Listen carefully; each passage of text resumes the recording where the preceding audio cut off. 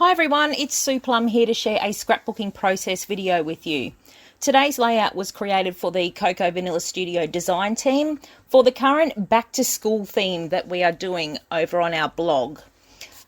We started this theme because all of the kids in Australia have only recently just gone back to school, and it was a big hooray from me because after 7 weeks of having them at home, I was a little bit over it. So I was very happy to see them go back to school the other week and get a little bit of time back to myself. So for this layout, I actually decided to use that sheet that you can see there with the stars printed on it. This was part of the large die cut and backing kit from the Boys Rule collection, because I am working with the Boys Rule collection today. And I'm actually documenting a photo of my son with the award that he got from school last year. I'll talk a bit more about that later.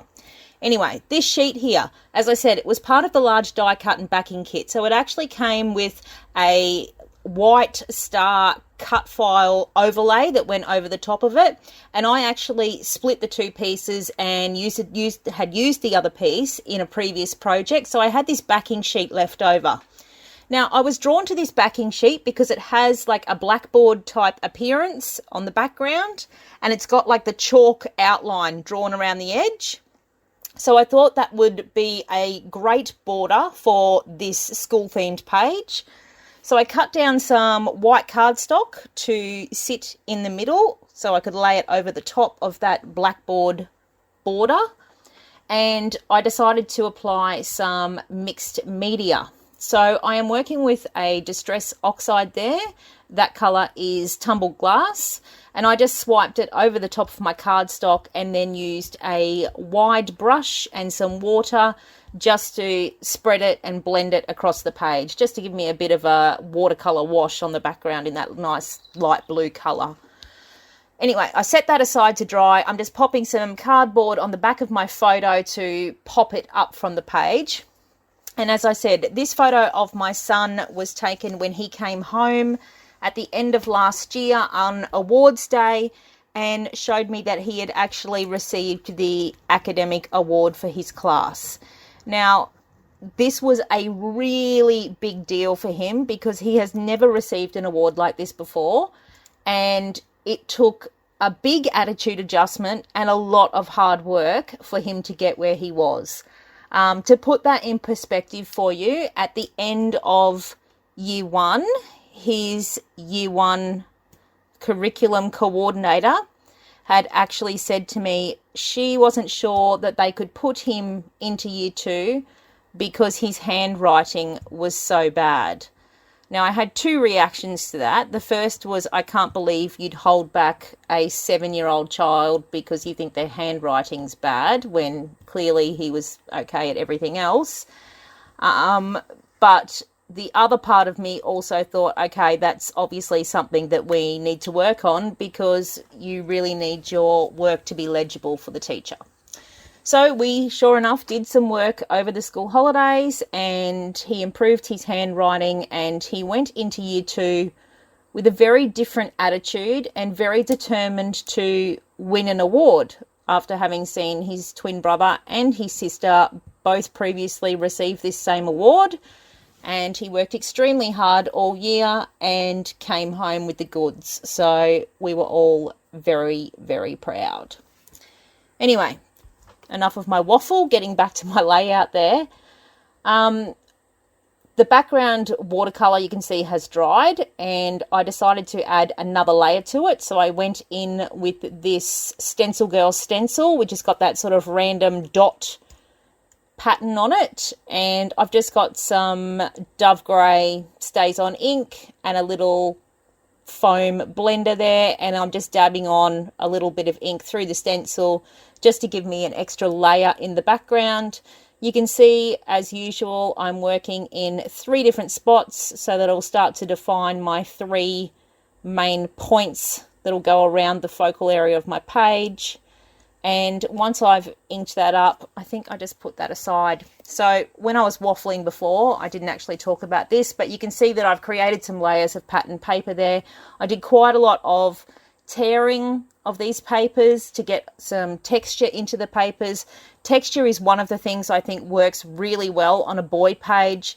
There are a number of other elements that are my go-to elements when I create boy pages. You'll see a lot of the same icons come up, and that is things like stars, splatters, tearing. What else do I use on there? I like to use a lot of arrows and chevrons. I like to incorporate small metallic bits and pieces like staples or wire or things like that. What else do I think works really well on a boy page? Well, as I said, texture, but texture through techniques like distressing and tearing and that sort of thing, but also texture through the use of cotton or gauze or heavier fabrics like hessian, or even textures like cork or wood from wood veneer, chipboard, all of those sorts of things that have sort of a masculine feel to them. Anyway, I'll delve into that more in future when I do another boy page for you. So I'm putting together all of these layers of pattern paper. I've also put a doily into my layers there, and I am just affixing all the layers together there. I was having a crack with my long arm stapler there, but because I didn't have the right angle, and I think they're crappy staples that are in it at the moment. I've got to actually get some new staples. They're a bit soft and they didn't really yield well to the large thick stack of paper that I had there, so it didn't quite get all the way through. They actually squashed out a bit, so in the end I resorted to glue and tape to finish it all off, and yes, it came together in the end, but yes, you live and learn. Okay, so fixing all of those paper layers together with my squash staples on top, but don't worry about those because they're going to get covered up anyway. You can see that I'm going in with the frayed gauze to add even more texture to the page, and you can see with all of those torn edges where I've ripped the paper, I've actually gone back in with my fingernails and I've actually roughed them up and bent them up from the page even more. That just helps to give it some more dimension. I've just gone in with the stapler as well and added a few sort of random staples along that horizontal strip of the navy paper. Now, one thing I will say about that horizontal strip is the placement of that was quite deliberate. If you have a look at where it is, you will see that that horizontal strip passes behind the photo directly through my son's eye line, because really the eyes are the focal point of that photo. That's where you want to look. You want to see his face, and that strong horizontal line there helps to bring the viewer's eye into the focal point of the photo. So the middle of that die cut sheet that I had put aside before that had all the stars printed on it, I kept a hold of that because I knew that I could fussy cut some of those printed stars to use on my layout, which is exactly what I'm doing now. So I went to that sheet and I fussy cut out 3 different coloured stars, which I'm going to use to start as the basis of my 3 main clusters. I'm going to start to create that visual triangle around my photo. So you can see that I'm going up to the top left with that first blue star. I've got a grey star there, which is on sort of the mid right-hand side, and then I'm going to go down to the bottom left corner with the green one. So if you draw a line between those 3 stars, you will see the strong triangle that they form and the fact that my photo falls right within the boundaries of that triangle. Now, I did have a lot of bits and pieces left over from this Boys Rule collection, and I do have plans for some other things that I'm going to make with it, but one of the things that happened when I was creating, I believe it was when I was creating a mini album with this, a lot of my bits and pieces got mixed up, so I can't actually tell you whether all the bits that I've just tipped into the bowl right there are from the die cut ephemera pack or whether they were from the miscellany pack. I can also see that there are a few bits and pieces that came from one of the pattern paper cut apart sheets, and basically everything has just ended up jumbled in all the bags. I don't even know why I'm bothering to try and keep things separated in bags now. I think I just need to consolidate everything into the one Ziploc bag. But I do keep those backing sheets from the die cut ephemera and the miscellany packs, because I like to be able to look on there and see what the other elements are and see if I can spot something that I might like to use.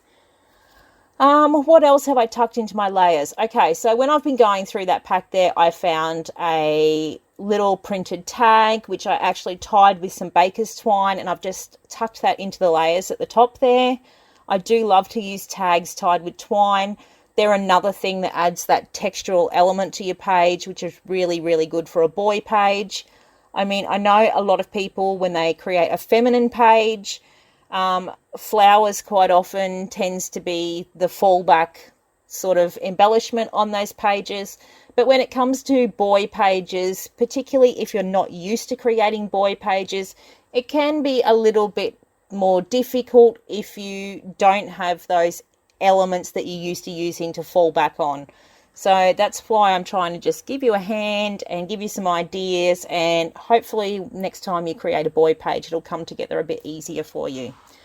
So I've just written a little bit of journaling on that journal tag there. You can see that I have tucked that up along the right hand edge of the photo and just tucked it in under one of the pattern paper layers.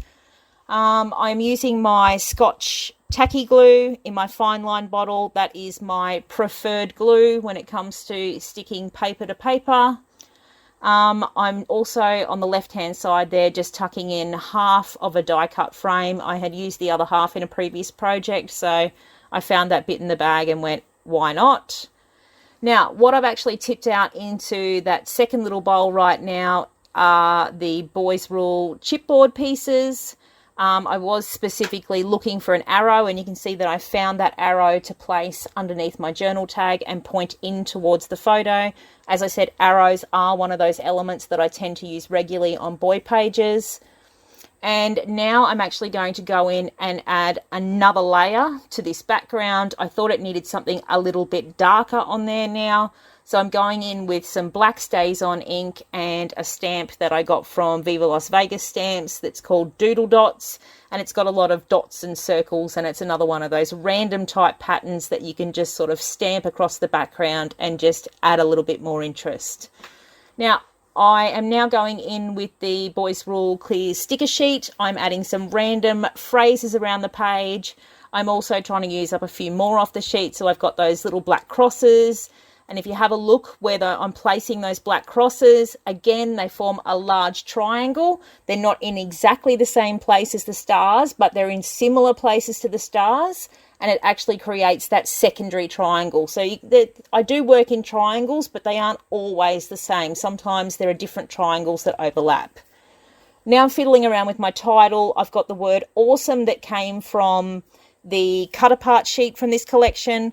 And I have also got the word kid that came out of the ephemera pack. So I'm going to put those together to create the title Awesome Kid. I do love a mixed font title, or love using different things mixed together to create a title. I don't always like uniformity when it comes to titles. Sometimes I don't even like a title. And you can see that I am also going in with another arrow just to point towards the title. I do like to use arrows to point towards, major parts of my layouts and just help draw attention to them. I did fiddle around. Here's a lesson on what not to do. Sometimes I don't know when to walk away from a page. I did fiddle around with a little piece of die cut ephemera and tried to find a home for it, but I didn't and gave up. So I've got to know when to stop. Stamp the date on it, and it was done. Thanks so much for stopping by today. I'll see you next time. Bye.